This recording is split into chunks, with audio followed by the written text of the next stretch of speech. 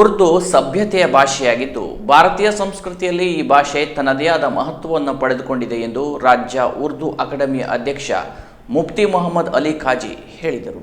ಕುಮಟಾ ಪಟ್ಟಣದ ಹೆಡ್ಬಂದರ್ ರಸ್ತೆಯಲ್ಲಿರುವ ideal English medium ಶಾಲೆಯಲ್ಲಿ ಎಸ್ಎಸ್ಎಲ್ಸಿ ಪರೀಕ್ಷೆಯಲ್ಲಿ ಉರ್ದು ಪ್ರಥಮ ಭಾಷೆಯಲ್ಲಿ 100ಕ್ಕೆ 100 ಅಂಕ ಪಡೆದ ಜಿಲ್ಲೆಯ 33 ವಿದ್ಯಾರ್ಥಿಗಳಿಗೆ north Canara Muslim United forum ಇವರ ಸಹಯೋಗದಲ್ಲಿ ಸನ್ಮಾನ, ಪ್ರಮಾಣ ಪತ್ರ ಮತ್ತು ಅಕಾಡೆಮಿ ವತಿಯಿಂದ ಪ್ರತಿಯೊಬ್ಬ ವಿದ್ಯಾರ್ಥಿಗೆ 1,000 ರೂಪಾಯಿ ಚೆಕ್ ವಿತರಿಸಿದ ರಾಜ್ಯ ಉರ್ದು ಅಕಾಡೆಮಿಯ ಅಧ್ಯಕ್ಷ ಮುಫ್ತಿ ಮೊಹಮ್ಮದ್ ಅಲಿ ಖಾಜಿ ಅವರು ಮಾತನಾಡಿದರು. ಭಾಷೆ ಮತ್ತು ನುಡಿ ವ್ಯಕ್ತಿಯನ್ನ ಪರಿಚಯಿಸುತ್ತದೆ, ಭಾಷೆ ವ್ಯಕ್ತಿಯನ್ನ ನುಡಿಯುವಂತೆ ವಿವಶ ಮಾಡುತ್ತದೆ, ಭಾಷೆ ನಗಿಸುತ್ತದೆ, ಹಾಗೆ ಅಳಲು ದಾರಿ ಮಾಡಿಕೊಡುತ್ತದೆ. ಹೀಗಾಗಿ ಮಾತನಾಡುವ ಮೊದಲು ಯೋಚಿಸಿ ಮಾತನಾಡಬೇಕು. ಶಿಕ್ಷಣ ಮತ್ತು ಬದುಕಿನ ಉದ್ದೇಶ ಏನು ಎಂಬುದನ್ನು ಅರಿತು ಜೀವನ ತಮ್ಮ ಸ್ವಂತಿಕೆಯಿಂದ ಕಟ್ಟಿಕೊಳ್ಳಬೇಕು. ಆದರೆ ಶಿಕ್ಷಣ ಮಾತ್ರ ಜೀವನದ ಯಾವ ಮಗ್ಗುಲಕ್ಕೂ ಒಗ್ಗುತ್ತದೆ.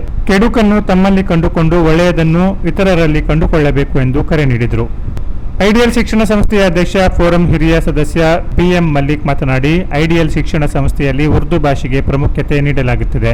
ಮುಂದಿನ ದಿನಗಳಲ್ಲಿ ಅಕಾಡೆಮಿ ಸಹಯೋಗದಲ್ಲಿ ಉರ್ದು ಬೆಳವಣಿಗೆಯ ನಿಟ್ಟಿನಲ್ಲಿ ಇನ್ನಷ್ಟು ಕಾರ್ಯಗಳನ್ನು ಹಮ್ಮಿಕೊಳ್ಳಲಾಗುವುದು ಎಂದರು. ಫೋರಂ ಹಿರಿಯ ಸದಸ್ಯ ಉರ್ದು ಕವಿ, ಉರ್ದು ಅಕಾಡೆಮಿ ಪ್ರಶಸ್ತಿ ಪುರಸ್ಕೃತ ಡಾಕ್ಟರ್ ಹನೀಫ್ ಶಬಾಬ್ ಅವರನ್ನು ಉರ್ದು ಅಕಾಡೆಮಿಯ ಅಧ್ಯಕ್ಷ ಮುಫ್ತಿ ಮೊಹಮ್ಮದ್ ಅಲಿ ಖಾಜಿ, ಹಿರಿಸಿಯ ಉರ್ದು ಸರ್ಕಾರಿ ಪ್ರೌಢಶಾಲೆಯ ವಿದ್ಯಾರ್ಥಿನಿ, ಉರ್ದು ಭಾಷೆಯಲ್ಲಿ ರಾಜ್ಯಕ್ಕೆ 625ಕ್ಕೆ 625 ಅಂಕ ಪಡೆದು ರಾಜ್ಯಕ್ಕೆ ಪ್ರಥಮ ರ್ಯಾಂಕ್ ಗಳಿಸಿದ ಶಗುಪ್ತಾ ಅಂಜುಮ್ ಇವರನ್ನು ವಿಶೇಷವಾಗಿ ಫೋರಂ ವತಿಯಿಂದ ಸನ್ಮಾನಿಸಲಾಯಿತು.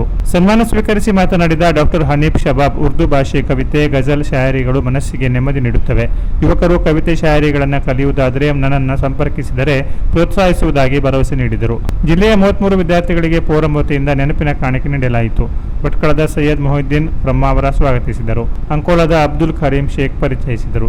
ಶಿಕ್ಷಕ ಜಾಹಿದ್ ನಿರೂಪಿಸಿ ವಂದಿಸಿದರು. ಫೋರಂ ನಿರೂಪಿತ ಅಧ್ಯಕ್ಷ ಇಮ್ತಿಯಾಜ್ ಶೇಖ್ ಹುಬ್ಬಳ್ಳಿ, ಯಾಹಿಯಾ ದಾಮೋದಿ, ಐಡಿಯಲ್ ಟ್ರಸ್ಟ್ನ ಖಜಾಂಚಿ ಅಬ್ದುಲ್ ಶೇಖ್, ಅಮ್ಜದ್ ಶೇಖ್, ಅನೀಸ್ ಸೈಯದ್, ಅಕ್ಬರ್ ಖಾನ್ ಸಂತೆಗುಡಿ ಉಪಸ್ಥಿತರಿದ್ದರು. Canara press news, Kumta.